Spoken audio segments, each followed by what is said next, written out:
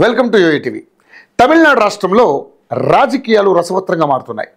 వచ్చే ఏడాది అసెంబ్లీ ఎన్నికలు జరగాల్సి ఉంది. ఈ నేపథ్యంలో అక్కడి అధికార పార్టీ డిఎంకే కేంద్రంపై కయ్యానికి కాలు దువ్వుతుంది.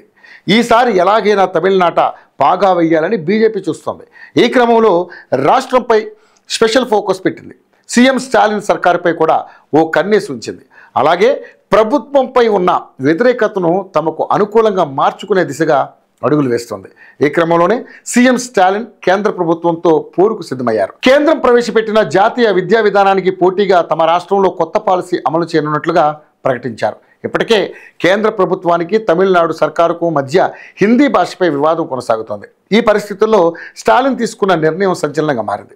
తమ ప్రజల కోసం సొంతంగా రాష్ట్ర విద్యా విధానం అమలు చేస్తున్నట్లుగా స్టాలిన్ తెలిపారు.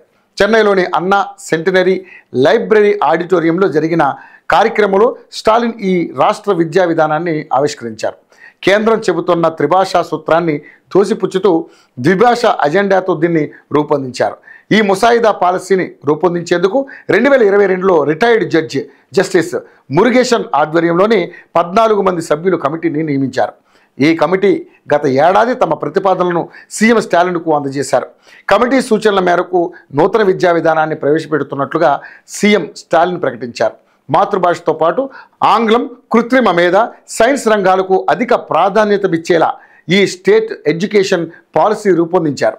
అంతేకాదు నీట్ లాంటి ప్రవేశ పరీక్షలను తమిళనాడు ప్రభుత్వం తీవ్రంగా వ్యతిరేకిస్తున్న విషయం తెలిసిందే.